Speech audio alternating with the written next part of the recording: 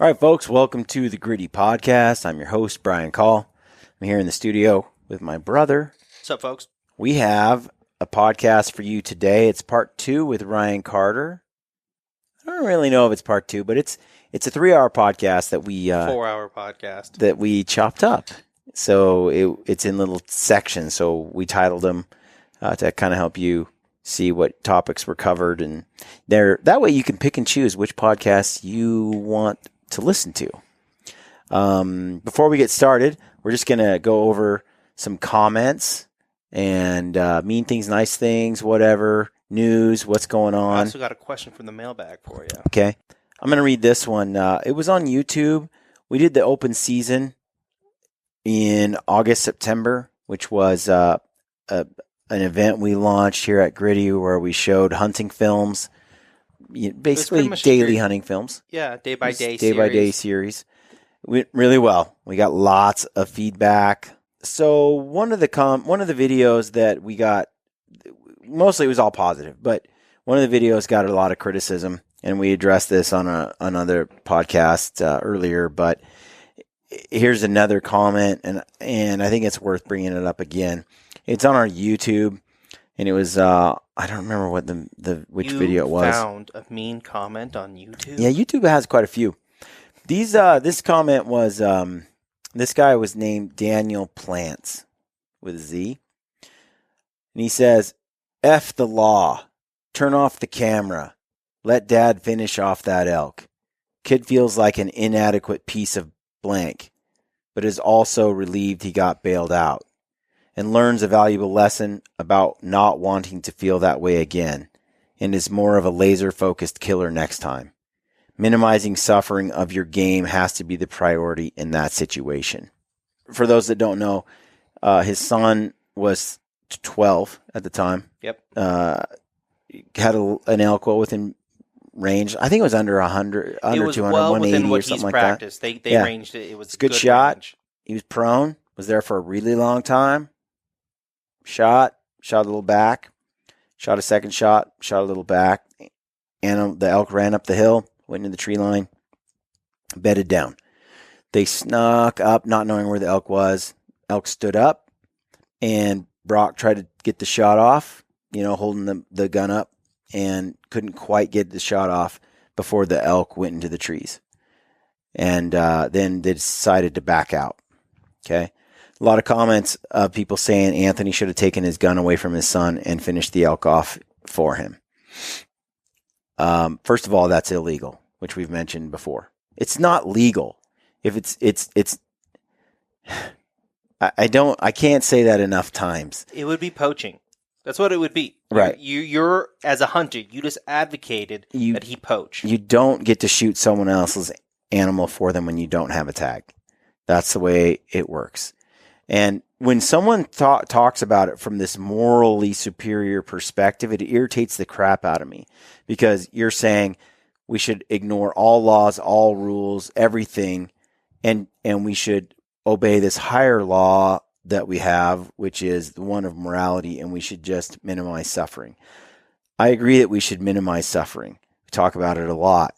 This is one of those spots that's pretty tough, because when you minimize suffering by breaking the law, it gets tricky. I remember years ago I was reading Steven Ranella's book, Meat Eater.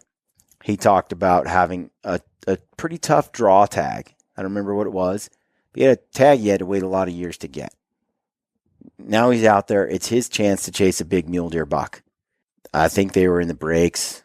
I don't know where. They were out hunting. He comes across a wounded deer, a young deer, like a fawn. It was half eaten or something, and it was suffering badly. Obviously, it had gotten a scrape with a coyote or something, but it had got away, and it was suffering. So they sat there and they debated, should we shoot it? Should we let it go? And Ranella was like, if I shoot it, I've got to use my tag by law. I am not allowed to shoot this animal. He chose not to use his tag on it. And we can debate all day long whether that was right or whether that was wrong. That's the choice he made. In some ways, I feel like that's for each individual to decide. He obeyed the law, though, rather than choosing to end an animal's suffering illegally. And nature's savage. Nature's rough, and we kind of intervene at times. And that elk still died better than if a pack of wolves came up from behind it and ate it from its butt first. could have. It's really tough. I mean, I understand the emotion that's behind it. The other part that I struggle with, though, is maybe I'm just a hard ass on this, but I don't like the idea of Anthony swooping in and rescuing his son. His son needs to finish what he started. I think that's how a young man grows, and that's how he develops. And maybe it's cruel, maybe it's hard, but life is.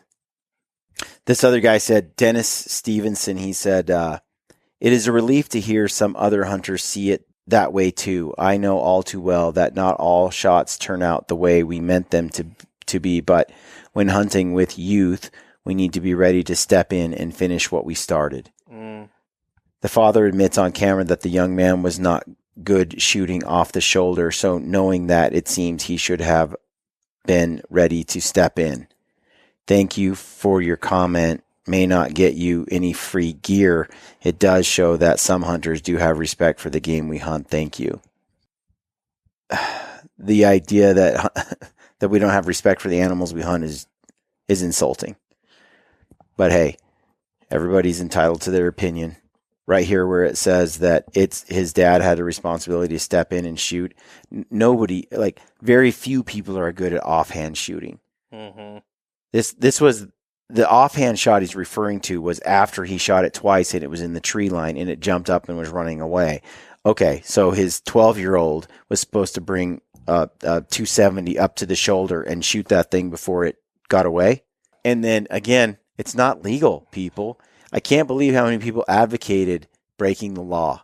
Many people. It was like post after post, comment after comment. And I don't know. I'd be very curious to see what you guys write. Leave a comment in the YouTube comments.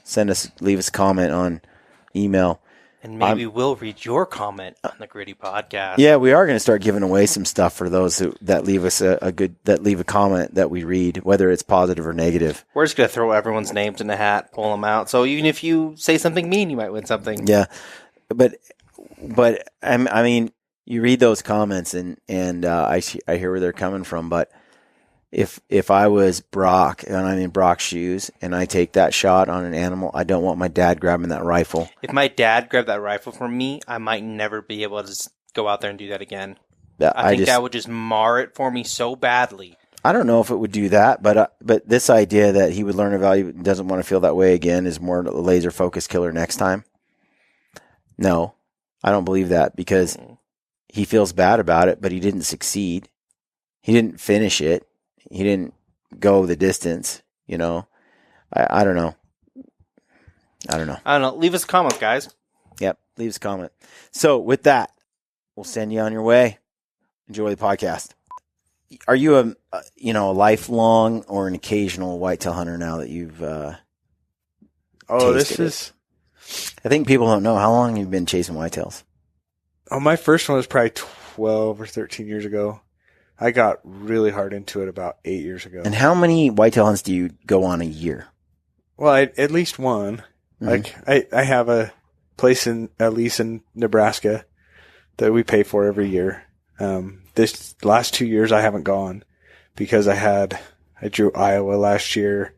Mm-hmm. This year I did Ohio, Illinois, and then Iowa again on a Muzzy party tag, which is not my style. I won't go back. Yeah. But I love whitetail hunting, and it's just, I think it's more the ease.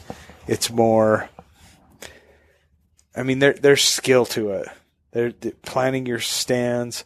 You go to a well laid out whitetail lease, mm-hmm. and it is unreal how, I mean, like every stand's labeled, only sit the stand on a southeast wind. Mm-hmm. Only come in if you have an east wind. Yeah. Only, these are evening sits for west wind only.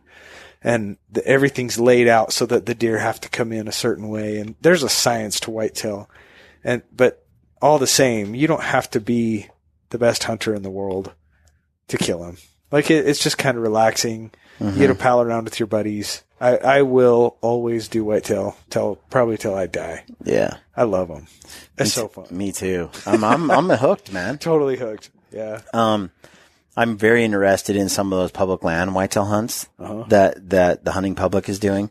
One of the things that I think is really interesting about those guys, is like you said, there's these places you go to where it's like, only do this, only do that. This is the time you need to be there. This is the time you don't need to be there. Or you shouldn't be there, and so on. And I see a lot of whitetail guys, scent control is another thing. I see these hunting public guys, they haven't bathed in like 2 weeks, and they're killing monsters, and they're breaking all those rules. They're climbing out of their tree stand and sneaking to a spot, and they're shooting them from the ground, and they're doing everything like completely breaking the rules. And, I like to follow Wired to Hunt. I like Mark Kenyon. He's a good buddy of mine. I like Mark a lot. I like what he does. And he talked about this buck he shot, Frankenstein. And, how, he's so funny because he's so OCD, and Mark gets all caught up in,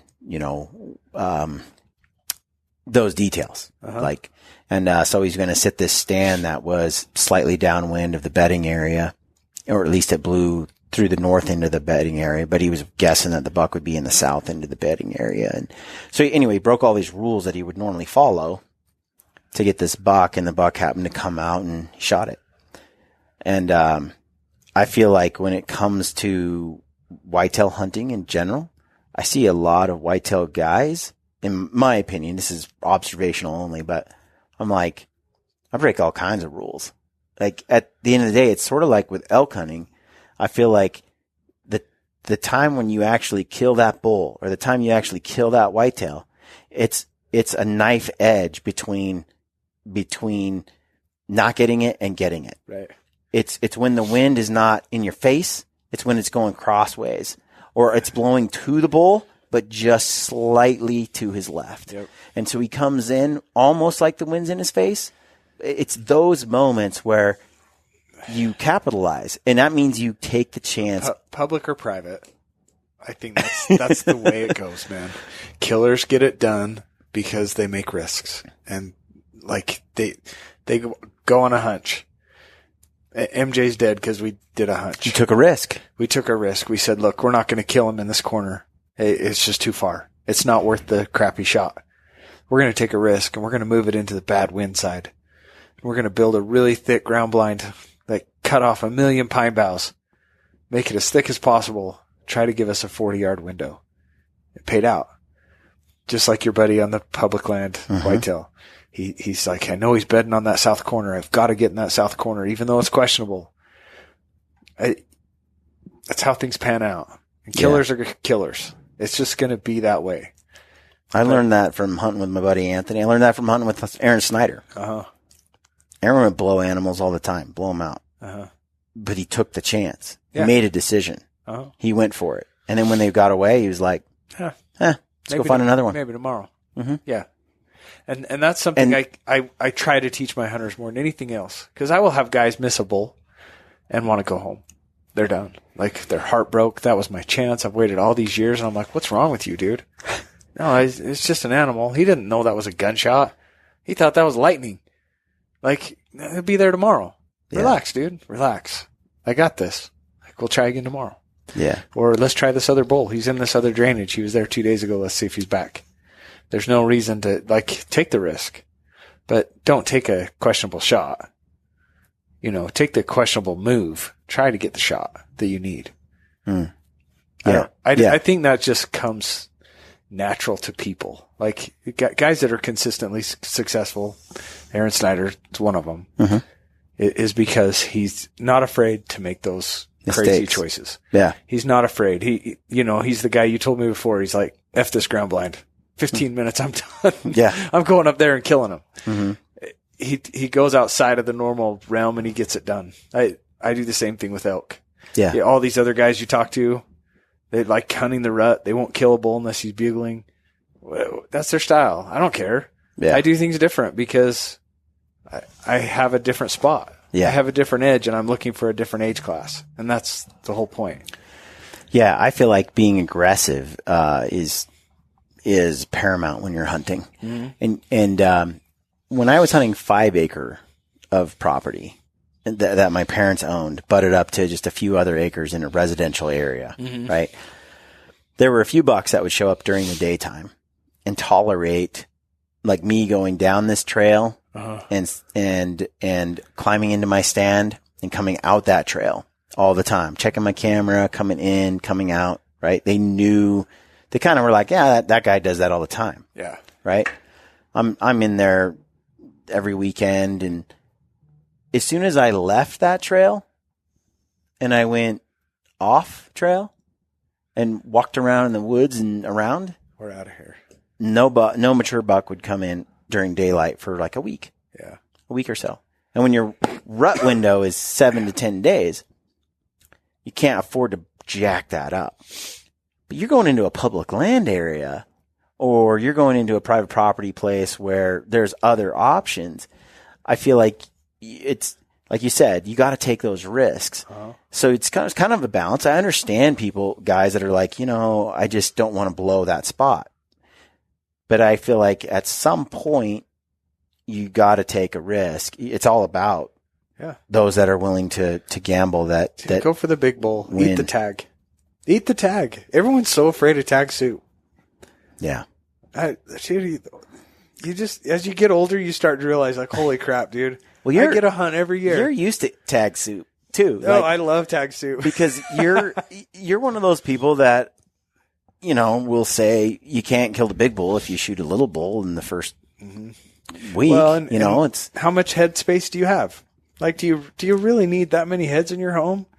Do you really need the meat that bad? That's another question. A lot of guys, that's what's important to them. Like, it depends on why you're there, though, right? Right? Like, right. You're looking for that. Correct me if I'm wrong. You're looking for that age class. I have to have a whitetail every year. So yeah, there's years I'll kill something small. Nebraska, I'm like, dude, if it's 130, he's dying. I want the meat. You want that moment. The age class isn't there anyway. Yeah. I'm going to kill a deer. Mm-hmm. And had I not killed one in Illinois this year, I would have definitely made Nebraska happen because I want the meat. Yeah. I want to be there. So, there's always like, everyone's got their own little ups and downs, right? Where they want to be and what's important to them. But I look at hunts like what I do. Mm-hmm. So many guys are afraid to eat their tag. And I'm like, look, you guys, you can go to New Mexico every 3 years, Colorado every year, Wyoming every 5. Stop focusing on Utah for your one bull. Like, go for big. Well, that was something that some people wrote in with you, right? They were like, what if a guy wants to hunt more? What guy wants to hunt out west for an elk? Uh-huh. What's your thought? Well, I look at a couple states as your trophy states. Uh-huh. You got trophy units. Hunt those. Wait, hold out. If you're above the point creep, like hold out, go for broke, go for big, eat your tag if you have to, hold out for a big bull. Get your chance. I think I had 3 hunters last year. I had all of them turn their tags in. Mm-hmm. Not because they wouldn't have killed a bull. Like, we had good bulls. I had lots of 370 type just bulls no on MJs. the unit. I had no 400-inch bulls. And so I just let the guys know, hey, this is my year. These are my best bulls. And I sent them out like 13 bulls. Best one's 390. I've only got 2 pictures of him. This one, last year he was 390 something. This year he might be 380. And this bull dropped 20 inches. I just don't look good this year. Yeah. If you want a chance at 400, I don't have one. Yeah. I just don't. I have a lot of big bulls. Right. You're okay with the big bull? Let's go kill a big bull. Right. If you want just to have in the back of your mind, there is a 400 we're chasing, this is not your year. They turned in their tags. And I was happy with it. I'm like, whatever you want to do, man. I'm good. Because I want to kill the big bulls. I would rather them wait and have opportunity at something big because this is your once in a lifetime state. Whereas, man, you just want to kill elk. Uh-huh. Dude, just put in for tags. Stop buying a new bow every year. Go to Montana every year. Well, that's what, let's talk about some opportunities. So I think, Idaho, you can buy over the counter. Over the counter. Buy over the counter, and you can kill 2 bulls. 2 bulls. 2. Every year. Yep. And my experience in Idaho is that it's been excellent for an over the counter opportunity. I don't have experience. What I like about, from what I hear, it's great. What I like about Idaho, opposed to Colorado, is you buy a tag, an archery tag, over the counter. It's for this unit. Boom. You decide. And you don't get to take that tag and go to 20 other units because you're not liking what's there. You commit, right? I like that because they can manage each unit a little differently. And it forces people to commit to a spot where... Well, and they allocate enough tags for that spot. Yeah. And in Colorado, you just get an elk tag, you can hunt the whole state. Right. And so how do you know you don't have 80% of the people in 2 units? And it changes year to year. But Colorado is the same. You can get a over-the-counter tag. Just drive up there, buy it, kill a bull. Every year. No, I think that people are so like, I don't know how many people hit me up like, what do I do? Because I pick up a lot of Eastern followers because of whitetails. How do I start with elk hunting? Like, dude, just buy a tag. Yeah, and the over-the-counter, like, 3rd season rifle in Colorado, that's where I got my bull this year. There were leftover tags this year. Yeah. They didn't even get rid of all their tags. No, that's where I go. There's there's over-the-counter in Utah. Not great. There's over-the-counter in Idaho. There's over-the-counter in Montana. You apply, but you can get it with no points, no nothing. At minimum, you're every 2. Like every other year, you'll get a general and combo. And they're killing 400-inch bulls on those units. And you can hunt them with a bow. And if you don't tag out with a bow, you can hunt them with a rifle. You can hunt them with a rifle a month later. Yeah. It's the same thing with Idaho. What about Wyoming? There's units that you can draw fairly fast. The better ones there's a couple of them that take 20 years, just like Utah. Most of the good units, archery, you can draw every 5 years. And, they kill 350 plus. But, I guess I shouldn't say that. I honestly don't look into it that much anymore. But I know my buddies that kill a lot of archery bulls every 5 and 6 years. There are some units that are long ones, but most of them are fairly fast. Wyoming, not forever. Yeah, I know there are guys that go up there every year. I don't know if it's over the counter or if it's a 0-point draw. I can't remember. Even if it's every 5 or 6 years, you get 6 or 7 opportunities in your lifetime. How many heads you need on the wall? Right. Like, you want to kill elk, don't make Utah your one stop. Right. Which is same with Arizona. Same with Arizona. But with Arizona, dude, you can draw a late season rifle tag in Arizona pretty easily. 4 and 5 years. Yeah. And most of the guys that do take that do hunt those later seasons, a lot of guys don't want to because the bulls are broken up. They fought, especially the last few years, and they're just busted up. Yeah. But if you're not into giant antlers, or you just want to shoot a mature bull, you want to go on a true legit rifle elk hunt. You're in the money. It's fun. It's glassable. You're not freezing cold every day. It does get pretty cold though in some of those areas. Yeah. No, I know. But Arizona offers a lot more opportunity, I think, even with just a few points as well. Compared to 3 to 5 points. Some units that are 7 points, you can draw Arizona. Compared to Utah? Dude, we have a lot of late hunts, so you can draw with that. Yeah. Non-resident. There's a lot of late hunts. Archery elk hunts in Arizona. Yeah. I think when I drew Arizona, I had a lot of chances at 320 bulls, 330 bulls. And I took 5 points, I think. And Arizona is cool because if you can get a loyalty point if you apply every year. Yep. So there's one more point toward the cause, and you can get one with their hunter safety course, and you can start getting some extra points, which then that you get every year. Yeah. And then add that to the ones there's just plenty of opportunity. New Mexico. Yeah. Every 3, some of the better units, because there's no point system. Yeah, so every year it's strictly lottery. Straight up lottery. Yeah. You could draw it every year if you're super lucky. I'm not. I grew up hunting Oregon. That's straight up over the counter. Uh-huh. And we have a ton of elk in Oregon. I think Oregon is second to Colorado in terms of the numbers. Yeah. We have a ton of elk, dude. Oregon is packed with elk. I'm not a fan of it because it's just, again, there's a lot of people out there, but the age class I don't think is as high as like a Colorado. But mostly it's the weather in Oregon. It can be kind of crummy, a little wetter. But Oregon, again, over the counter every year if you want to just go chase elk. Yeah.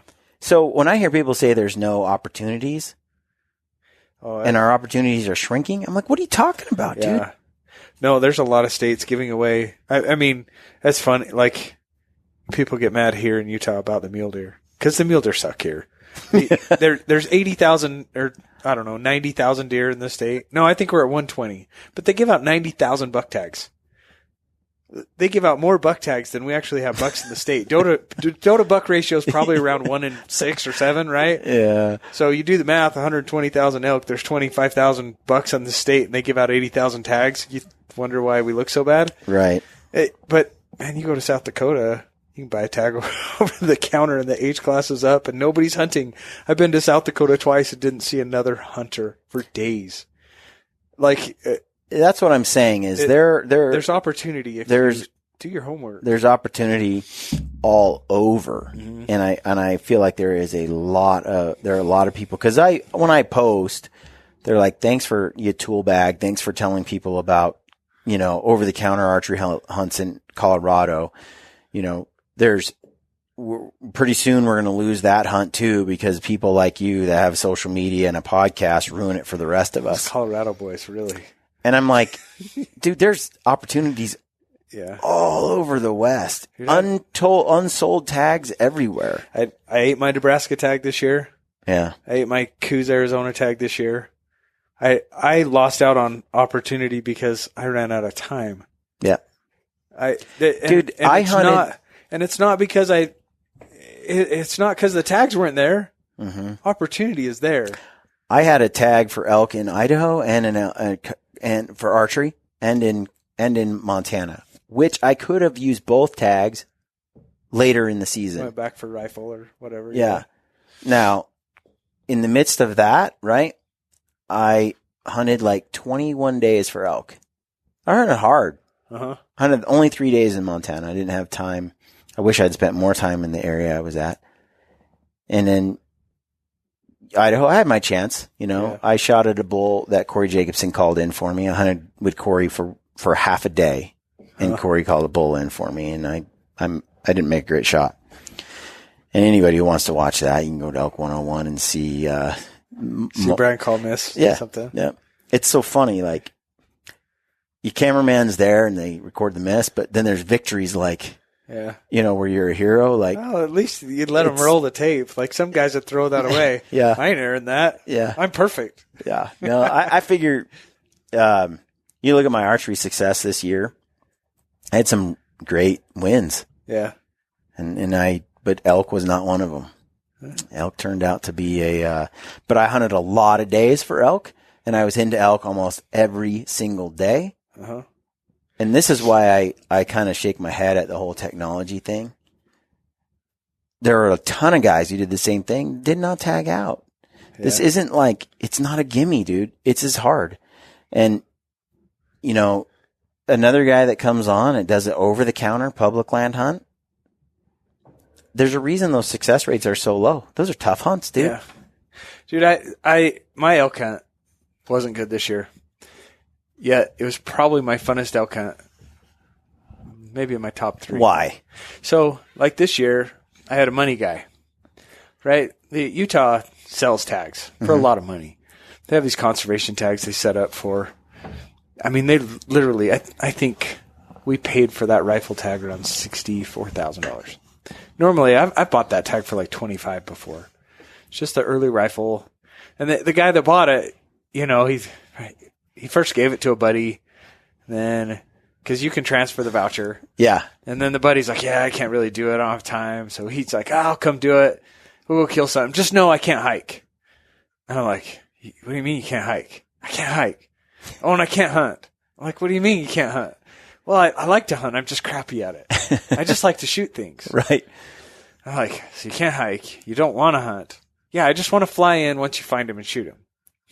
Like, dude, it's not how hunting works. Right. Now, that goes against what I like 100%. But at the same time, it takes guys like him to bring in money to our state.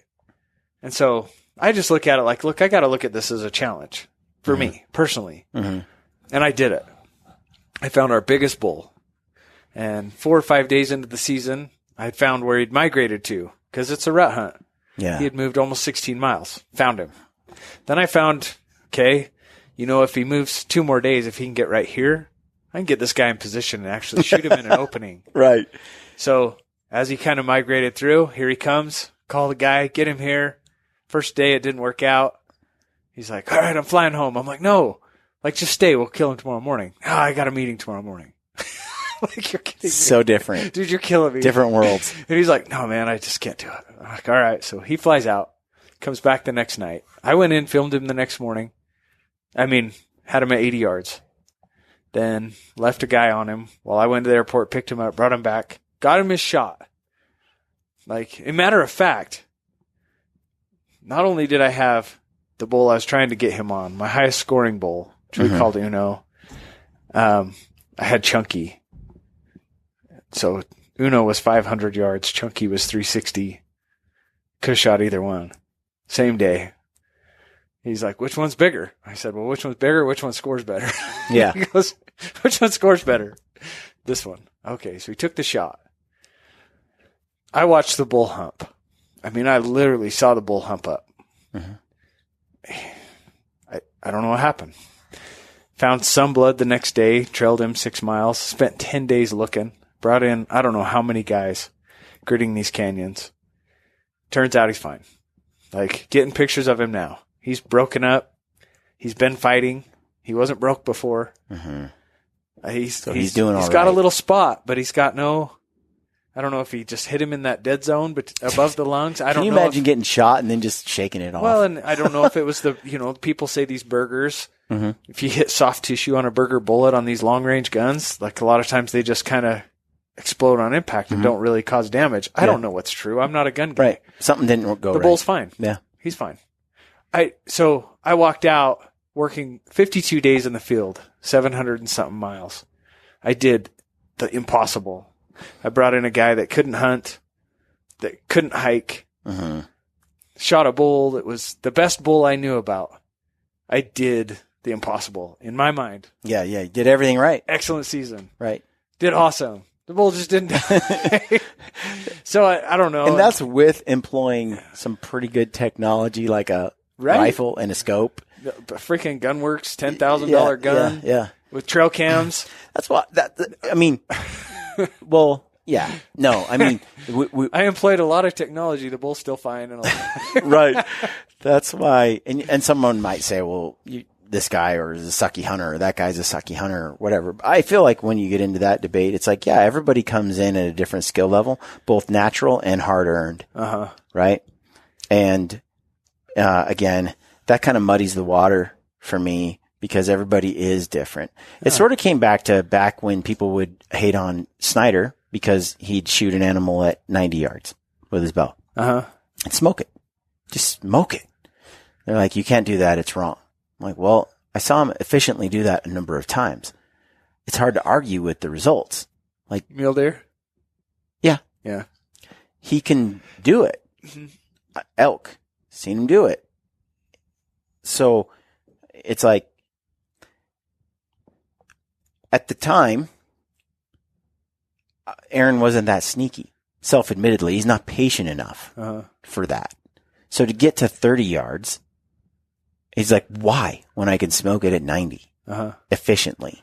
Like, so it wasn't a skill he had forced upon himself to learn. Yeah. Now that he's even shooting this trad bow, stick bow, I think he's more efficient at obviously he's proven. Well, I think he said, I've heard him say, like, I forced myself into changing my game up just to make myself better. Yeah. I've heard him say it. Like, he did that on purpose. Oh, totally. Yeah. And so now he has some sneaky feet that he didn't have before, right? But when you look at someone could say, yeah, I don't like Aaron Snyder because he just shoots 90 yards and he's not skilled at sneaking up on an animal. It's like, yeah, well, can you make a 90-yard shot? Like, you're projecting the skill you think he should have, which is the skill of being sneaky, being a ninja, on him. But what if his natural gift is shooting a bow? Yeah. And his natural gift is 90-yard shots, just smoking game, while the sneaky part, maybe that's not natural. Maybe he has 2 left feet and he sucks at that part. Or maybe he doesn't have the patience or the drive for it. It's like we start to get into this rabbit hole, which just annoys the crap out of me. It's like, you do you. I'll do me.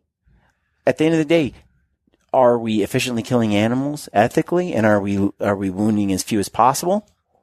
And are we all getting the opportunity to hunt? Right. I mean, if we're doing all that, everyone's got their own kind of spice. Yeah. I'd rather hunt with a guy that knows his limitations and works with them, knows what he can and can't do, than I would with a guy who talks a big game and doesn't have it. Oh, yeah. Always. Like, so I just, at least Aaron was like, why? I can shoot 90 yards. I'm not going to mess with it. Yeah. And eventually he's like, okay, I've killed enough things. I got to work on my stalking. I want to get else. A trad bow. I think it got boring for him, and it gets boring for certain people, right? Mm-hmm. There's things that I don't want to do anymore because I think that it's just not exciting. For example, when I first started hunting blacktails, any blacktail buck that was legal was a bona fide achievement for me. It was a rush. It was great. After killing enough 2-year-old and then 3-year-old bucks, it's like I'd rather spend all season in the woods and not tag out than shoot something that young now, because I wanted that next level of difficulty added to it. When people sit there and they're like, I don't like, because this is what I believe. Tell me what you think. I believe that every human and most, not every human, I'd say that most human beings thrive on challenge. Like, they want challenge. They want some kind of achievement. They want to achieve something difficult, right? That's the point behind a lot of it. And so I feel like most hunters over time, as they evolve as a hunter, will self-impose limitations on themselves. Mm-hmm. And you see it with a guy who starts out with a rifle and then moves to a compound and then moves to a trad bow. A lot of those guys, they start out, it's an evolution of a hunter. They want it to be harder. Yep. You'll see it in another way too, present itself. You'll see one way a guy will make the weapon more difficult to use. Like, he'll go more and more primitive with the weapon. Right? It's the evolution of a hunter. I want more challenge, so I'm going to now shoot this, and now I'm going to stop shooting. Now I'm going to shoot a muzzle loader. Now I'm going to shoot a bow compound. Now I'm going to shoot a traditional bow. Now I'm going to make my own bow, right? What they kill with it isn't that particular, as long as it's legal. Yeah. Then you have the guy that's like, I love my compound. Like Levi Morgan, right? I can shoot, hairs off a gnat with this thing at 75 yards, right? Love it. But the way that he imposes challenge is he tries to shoot an older and older and older animal. Well, he takes wherever he's hunting. Levi isn't like, I don't know the guy, but from what I see of him, and we have a lot of mutual friends, he just walks into an area and what's my upper age class? Yeah. What's the challenge? When he's in Illinois, area? He doesn't shoot a 140 deer. Right. Not interested. Mm-hmm. He'll hold out for 160 or better. Whereas, he's down in Texas with Jordan last 2 weeks ago or whatever. Yeah. He shot a 140 first day. Yeah. Super happy about it. Right. You just, what's my H class? What am I going to do? And when I get a good shot, I take it. Yeah. But, I think, and I'm that guy too. Me too. I'm not going to go to trad bows. I'm not interested. I love my compounds. Yeah. I love just the fun of trying a new bow every year or trying a new sight or a different kind of arrow. And I don't need to. Maybe someday if you did enough with it, if you had enough time, maybe you could go there. But I'm more like you. I still want to hunt with a trad bow, certain animals, especially the soulless ones like turkeys and pigs. Yeah. There's a certain amount of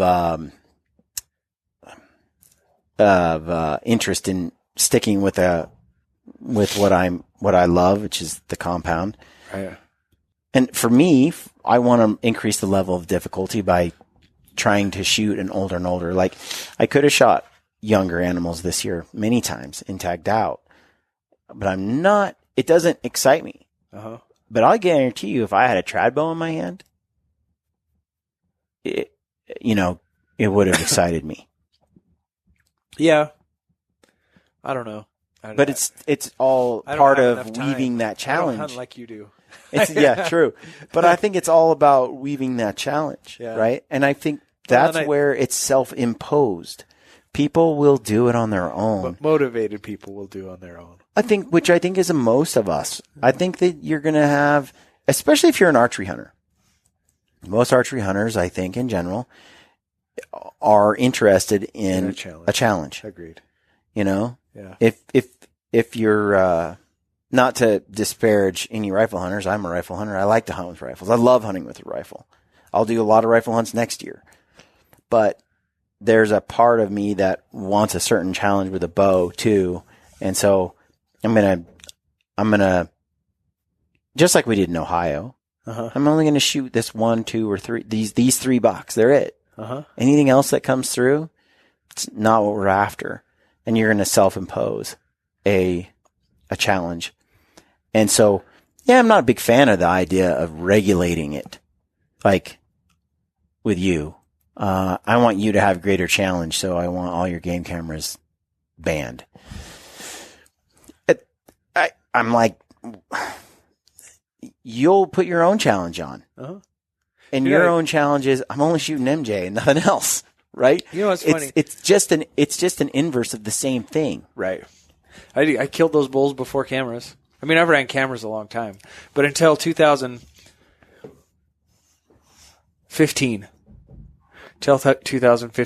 maybe 14, I didn't kill bulls I got on camera ever because I'm running 10 cameras. They're just for fun, right? Right. I didn't know the bulls. We just got in there in the rut and killed bulls, and I killed 400s. I mean, I don't even know where we're at, but I mean, we broke 370 in 03. We broke 370 in 05. We broke 390 twice in 06. 08, we killed 4 over 400. These are years I didn't have cameras. Like, we still know how to kill elk. Yeah. I've just evolved how I do things a little bit. Yeah. Smarter. I don't think I'm an elk hunter because of cameras. Mm-hmm. Does that make sense? Yeah. And I think it goes back to what you're saying. Everyone's got their own motivations. Motivated people are up for the challenge. I almost get to where I'm sick of elk. There's some trails that I just dread, dude. Like, I know I got to check the cameras. I know there's 2 or 3 bulls up there. I need to go see how they look. But I'm like, oh, dude. I'm going to climb that mountain. This one's 18 miles. Like, I know it's 5 a.m. and I'm not getting back till 1. I have enough food. I have enough salt. I have enough batteries. I've got to get it done. But I'm like, dude, like a bullet to the head would be more fun. Like I just can't. There's certain things like I've grown out of. Like I'm getting exhausted. Well, that was one of my things as well when it comes to technology. Because we all use it. We're all like little chimpanzees that love tech. Uh-huh. How should I say it? Like, I feel like most years I'm going to tag out on an elk, whether I use, for example, a rangefinder or don't. Right. I'm going to find a way to do it. am I going to do it in 5 days? I'm going to do it in 21 days. But I feel like I'm going to do it. This year I didn't. But next year I will. Well, you didn't this year because you're going for an age class too. Right? And I was helping. If you needed the meat, was there a spike you could have shot? Yeah. Oh, yeah. See, that's what I'm saying. I could have killed young bulls. Yeah. But yeah, no. And so I feel like, there's a Levi Morgan aspect to that statement you just said. I just had to fix it. But I think that what I'm saying is most guys who kill an elk most years, those guys are going to kill an elk whether they use tech or not. No, I agree with that. And I just look at it like, man, if it makes it a more efficient kill, let's get it done. Yeah. Why handicap yourself? Yeah. But I agree with what the guys are saying. I'm not a rifle hunter. I'm telling you right now, I gave up the rifle and I went on a muzzleloader hunt thinking, okay, this, I went and sighted it in. I'm like, this is kind of fun. And I got on the hunt and I wanted to go home. I'm like, this is awful. Dude, I love there's deer running everywhere. It's not like I feel like I'm in a rabbit hunt. It was not my style at all. Yeah, and I'm like, okay, I won't go back on that one. Now I remember why I didn't like rifle hunting before. Not that it wouldn't be different somewhere else. Yeah. But I'm just saying everyone has their own kind of spice. I don't want to take away anyone's freedoms. Right. I want them to hunt the way they want to hunt. I want them to enjoy the outfit. I want those people in place. Even guys like my money guy this year. I don't want to bring up his name. I don't think he would care, but he knows he's not a good hunter. Yeah. Killed. I went in his trophy room. I couldn't even tell you how many dead animals. Right. but it takes his type to bring in money, to bring in. Well, it's not only that. It's like, well, he may not be killing it on the animal husbandry and the sneaky skills and the hunting skill, but he's sure killing it in business. Yeah. Right. Right. Well, he crushes me in that space. So if he leverages that to do what he wants in the outdoors, it's his choice. Like I just want him to make an efficient kill, be as humane as possible, be as ethical as possible. But as far as whether he does it with a bow or an arrow or he hires you to do it, like those things are all, at the end of the day, the purity of hunting, so to speak, that's subjective. It muddies the water. Yeah. Well, guys like me always muddy the water. Dude, is there any other questions on that we need to get to? Just because I was curious. Yeah, I have on here mature bucks, like hunting mature whitetail bucks. And you kind of touched on it already, like how you would do it. Well, I do it with my elk. It's like what we were talking about with Levi Morgan. Any unit you draw or pick up a tag in, that's why I use cameras. And when I first started using them my first cameras were 35 mil. Like the cows would come through and I'd be done. I'd go check it in 3 weeks and then, you get this roll of film and you wind up. All I was trying to do was see what my age class was. Mm-hmm. So yeah, I got a lot of 6-year-old bulls in here. So let's hunt 6-year-old bulls. And my guys last year, I said, look, our age class isn't where we want. I got a lot of 370s. They turn their tags in. That's all you're doing. Yeah. It's finding age class, and whitetail's the same thing. It's just like that buck I killed in Illinois. People laughed when I wrote it was a cull buck. Yeah. In all honesty, it was. I couldn't say the 190s I saw in there. Yeah. They wouldn't let me film them. I didn't post them. I didn't talk about them because they asked me not to. Yeah. But the reason they wanted the buck like the one I killed out is because they figured he was 7 years old, which is old for a whitetail. Yeah. 7 years old. He's a stomper. 160 class deer with crappy G2s and would never be a book whitetail. They wanted him gone. I'm like, dude, that's a dream buck for me. 168 with a bow. Yeah, dude. Oh my gosh. So people laughed when I wrote cool buck on the post, but there was no lie in that statement. Yeah. That unit actually held 190 type deer. You and I we're blessed. We have some opportunities to hunt some areas for whitetail that a lot of people maybe couldn't afford or wouldn't go do. But back to what you said earlier, I kind of don't care if I'm on public land and I shoot a 3.5-year-old buck, that's a a certain area. Like, it's all about the challenge for that area. Yep. You know? And if you don't look at it that way, you're not doing it right. Yeah, I agree. Right? What's the point? What's the fun? Why? I'm not going to go to Nebraska and hold out for 190. I'm not. Yeah. I would eat my tag every year because, it happens. I've actually seen 190s, but dude, no way. It's not fun. I wouldn't enjoy myself. I wouldn't go home with meat, which I want. I love whitetail meat. Me too. Like, it's my freaking favorite. Like, I just love it. So it's 130 with my bow. Dude, he's getting a freaking arrow. Like, yeah. Steak. Center punch. That's what I said. People talk about elk being the best game meat. I'm not convinced that it's better than whitetail. The whitetail meat I've eaten and the steaks I've been pounding, they are right up there, generally better than most of my elk. I think one of the best bulls I've ever had was an Oregon bull that I shot, and he just, I don't know why, maybe he was eating corn every day too. Yeah. He was in some farm areas, but man, the whitetails are amazing. Well, I was raised on elk meat. I'm not a huge fan. Like, yeah. That's all we ate. It's still, I grew up with not very much money, and I had 7 brothers and sisters, and it was a freaking crazy house, right? Yeah. I had a lot of elk meat, so I moved out of it. Still a great elk hunter.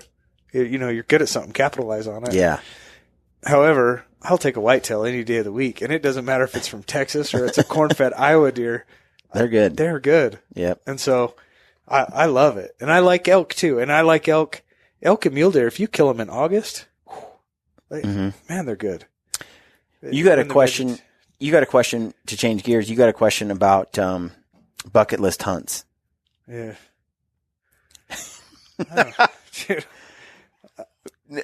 I don't know. What you got? Well, what you got for me? I want an Alaska moose. I do want to do a trip to New Zealand. Maybe more for tahr than stags. Yeah. But I think I'd do tahr both. Are just incredible. They're so cool. They're cool. And I have a lot of sheep points in a lot of states. Those are all my, I'm dying for some of the unattainable. And I'm just, I'm an archery nut, so I put in for hard units that I know I can kill with a bow. Like this is a couple of the units here in Utah. Like I'm hunting on units with lakes because I know there's water. Yeah. And I can ambush hunt them. Whereas if I put in on the Escalante, where it's just red rock for miles and miles and miles, right. And they drink out of little pots in the red sandstone. Yeah. There's no routine to them. I couldn't ambush on them. Right. So I don't put in for the Escalante or the Dirty Delt. Like I have to have. So, But you want a moose, huh? Yeah, I got to do there. that. Yeah. Yeah. We'll figure that one out. That one's still quite doable. No, it is. No, it's going to happen. I think that tahr are heavily underrated. One of the best adventures I've had is chasing tahr with a bow. That's all I care about anymore. The kill's like second nature. I want to just experience. That's the thing is when you go to New Zealand, you get to experience New Zealand. Yeah. And tahr. It's a double whammy. Go see the Mordor. Mm-hmm. What about ibex or anything like that, like in Spain? No, I'm going to do ibex. It's not like a dream hunt. I know I will do it though. Yeah. The nice thing about Spain is you put your wife at the beach and you go hunt. Let's say you could chase 190-inch whitetails, or on a piece of property somewhere and just a stomper, or you could choose to go on a moose hunt. Oh, moose. Yeah. Moose is I want to do that once with my bow. Yeah. I just do. But the whitetail would probably be, there's not many things that beat it out. 190? Yeah. I'm getting to where I don't have enough room for elk in my house. Yeah. There's something about, dude. I stopped putting in for a lot of states because I just kind of. Sacrilege. Well. But I hear you. I've killed a lot of elk. Yeah. You've been there, done it, yeah. No, I still love it, and I'll guide forever. I will. I'll do at least 1 or 2 tags a year because I like watching the big ones die.